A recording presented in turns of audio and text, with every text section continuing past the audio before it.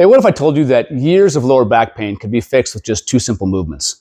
The reason is this: we tend to be not always, but a lot of us are flexion intolerant, meaning you've noticed that with a lot of sitting in the car, at home, maybe working a desk, maybe even, a longer plane trip. So anytime we do a lot of or extended amount of time of sitting, we tend to be very forward. Now I'm going to over exaggerate here, obviously, but you feel like after a while of being seated, I'm working, I'm looking, phone, that when you rise, it feels very stiff and hard to get moving. But then once you kind of walk and get moving, it feels better.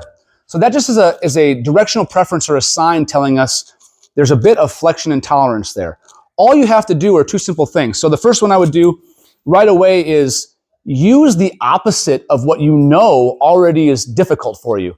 So go into a little bit of extension in line. Take your body weight and gravity away. Come down, keep the hips relaxed, press the shoulders and chest up, up, up, up, up, all the way up, and then come back down. Now, I actually anticipate you not being able to get that high off the bat. It's fine. Just go as high as you can and then come back down.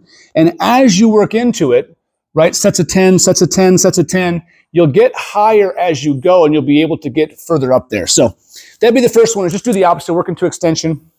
The next thing is that obviously we have to pick things up and bend down at times. So teach yourself how to properly hip hinge. I'm going to use a stick here, and you want it to touch the back of your head, the mid back, and the low back all at one time.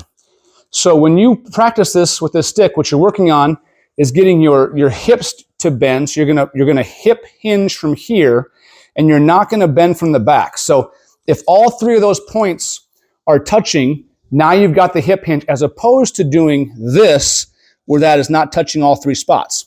That's how you'll give yourself kind of a tactile feedback of keeping the back straight, right? Abs and core tight, and you're gonna bend and pivot from your hips, which is a much stronger area anyway.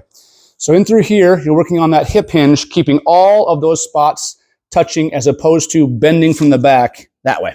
All right, 2 simple tips. Let those go for a little bit and let me know how you do.